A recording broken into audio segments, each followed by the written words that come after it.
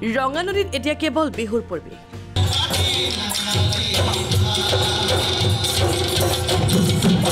শ বোৱাৰী জীয়ৰী লগ হৈ নাচিছে বিহু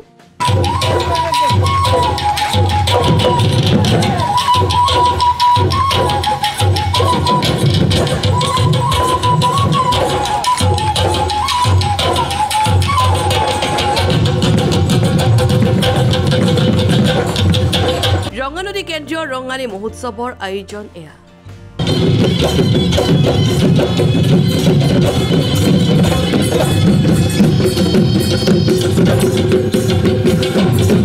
ৰঙানদী 2000 নাচনীকে প্ৰদান কৰা হ'ব ৰঙানদী লক্ষ্মী সন্মান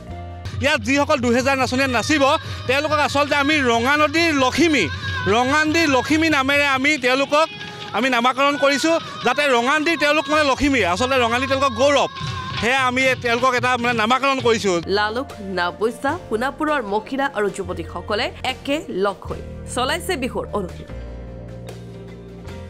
ইয়াত আজি আপোনাৰ আমাৰ ৰঙানদী সমষ্টিৰ 15টা পঞ্চায়তৰ অন্তৰ্গত আপোনাৰ বগলীজান পঞ্চায়তৰ পৰা ধৰি এইফালে দিকলং পঞ্চায়তৰ পৰা ধৰি হাৰমতি পঞ্চায়তৰ পৰা ধৰি সকলো পঞ্চায়তৰ আপোনাৰ যুৱতীসকল মহিলাসকল অহা দেখি ইমানে সুখী অনুভৱ হৈছে যেন আপোনাৰ বহাগ পোৱাহিয়ে নাই কিন্তু আমাৰ ৰঙানদী সমষ্টিবাসীৰ কিন্তু যুৱতীসকলৰ আৰু বোৱাৰীসকলৰ অৰ্থাৎ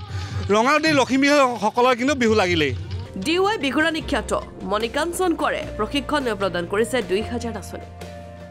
প্ৰায় 2000 নাচনী বিভিন্ন কেন্দ্ৰৰ পৰা নাচনীয়ে আহি ইয়াত অংশগ্ৰহণ কৰিছে সৰুৰ পৰা একেবাৰে বহু বয়োজ্যেষ্ঠ ব্যক্তিও আহিছে সেই উদ্যমটো আমি মানিব লাগিব তেওঁ আচলতে বিহুক তেওঁলোকে কিমান ভাল পায় নিজৰ সংস্কৃতিক কিমান ভাল পায় সেয়া এইখন ফিল্ডতে আমি আপোনালোকে মুকলিকৈ দেখিবলৈ পাব আৰু আশা কৰিছোঁ আপোনালোকেও আমাক আশীৰ্বাদ কৰিব ৰঙানদী কেন্দ্ৰীয় ৰঙালী মহোৎসৱক লৈ এতিয়া বিশাল আয়োজন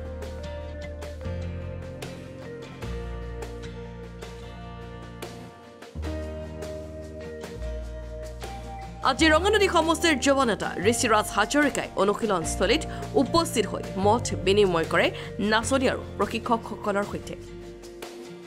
এটো আমাৰ ৰঙানদীবাসী ৰাইজৰ নেতৃত্বত এই অনুষ্ঠানটি হয় আৰু এবাৰ সোণাপুৰবাসী ৰাইজৰ সান্নিধ্যত আমাৰ 18, 19, 20 তিনিদিনীয়া কাৰ্যসূচীৰে ৰাইজে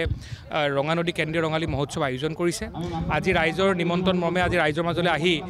তেওঁলোকে ইমান সুন্দৰকৈ যি প্ৰশিক্ষণ প্ৰায় 2000 নাচনীয়ে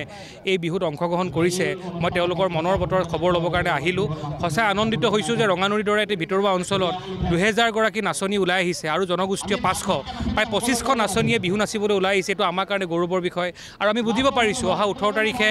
এই ৰঙানদী যি আমাৰ ৰঙানদী ৰঙালী মহোৎসৱৰ যি বাকৰি এই বাকৰি যে এখন সমন্বয় ক্ষেত্ৰ হিচাপে হ'ব আৰু মোক আয়োজক সমিতিয়ে জানিব দিছে তেওঁলোকে অসমৰ বিভিন্ন প্ৰান্তৰ বিভিন্ন ব্যক্তিসকলক নিমন্ত্ৰণ জনাইছে তেওঁলোকৰ অসমৰ জনপ্ৰিয় কণ্ঠশিল্পী জুবিন গাৰ্গ ডাঙৰীয়াক নিমন্ত্ৰণ জনাইছে আমাৰ সভাপতি ডাঙৰীয়া ইতিমধ্যে আমাক অৱগত কৰিছে মই জানি ভাল পাইছোঁ যে ৰঙানদীৰ দৰে এটি ভিতৰুৱা অঞ্চলত ইমান সুন্দৰকৈ তেওঁলোকে যি আয়োজন কৰিছে প্ৰশংসনীয় আৰু তেওঁলোকৰ লগত এজন ৰঙানদী সমষ্টিৰ যুৱক হিচাপে প্ৰতিটো মুহূৰ্তত তেওঁলোকৰ লগত থাকিবলৈ মই প্ৰতিশ্ৰুতিবদ্ধ হিচাপে আহি তেওঁলোকৰ মাজলৈ আহি মই তেওঁলোকৰ মনৰ খবৰ ল'লোঁ অহা 18, 19 আৰু 20 এপ্ৰিলত সোণাপুৰ পুখুৰীয়া উচ্চতৰ মাধ্যমিক বিদ্যালয়ৰ খেলপথাৰত অনুষ্ঠিত হ'ব ৰঙানদী কেন্দ্ৰীয় ৰঙালী মহোৎসৱ কাৰণ ৰঙানদী কেন্দ্ৰীয় ৰঙালী মহোৎসৱৰ লগত সংগতি ৰাখি আমি যিকেইটা কাৰ্যসূচী লৈছিলোঁ তাৰ প্ৰথম কাৰ্যসূচী 4 বহাগ আৰু 4 বহাগৰ দিনা আমি প্ৰায় 2025খন নাচনী একেলগে এইখন ফিল্ডতে নাচ প্ৰদৰ্শন কৰিব লগতে ইয়াত থাকিব জনগোষ্ঠীয় নৃত্য যেনেকৈ ঝুমুৰ থাকিব ঝুমুৰৰ প্ৰায় 300 যুৱতী ইয়াত ঝুমুৰ নৃত্য প্ৰদৰ্শন কৰিব তেনেকৈ মিচিং বিহু থাকিব দেউৰী বিহু থাকিব আমাৰ বড়ো বিহু থাকিব ধৰি লওক আমাৰ নেপালী জনগোষ্ঠীয় নৃত্য থাকিব সকলো জাতি ধৰ্ম নিৰ্বিশেষে আমি সকলো জনগোষ্ঠীয়ে একেলগতে ইয়াত নৃত্য প্ৰদৰ্শন কৰিব লগতে ইয়াত আমাৰ সমষ্টিৰ 1500 বয়োজ্যেষ্ঠক আমি সম্বন্ধ ব্যৱস্থা কৰিছোঁ আৰু এই সম্বন্ধ ব্যৱস্থাৰ মূল আঁৰত হৈছে আজি তাৰিখত আমাৰ চোতালৰ পৰা বিহু হেৰাই গ'ল আজি আমি প্ৰতিযোগিতামূলক বিহুতহে দেখিবলৈ পাওঁ কিন্তু ঘৰৰ চোতালত বহাগৰ 1-2 তাৰিখে আমি সেৱা এটা ল'বলৈ বিহু এজাক নাপাওঁ যাতে আমি সমষ্টিৰ সেই বয়োজ্যেষ্ঠ লোকসকলক একেলগতে বহাই এখন বিহু দেখা পাব তাৰ এক প্ৰচেষ্টা ৰঙানদী কেন্দ্ৰীয় ৰঙালী মহোৎসৱ লৈ এতিয়া ৰাইজৰ মাজত এতিয়া ব্যাপক উৎসাহ দেখিবলৈ পোৱা গৈছে ব্যুৰ ৰিপৰ্ট লখিমপুৰ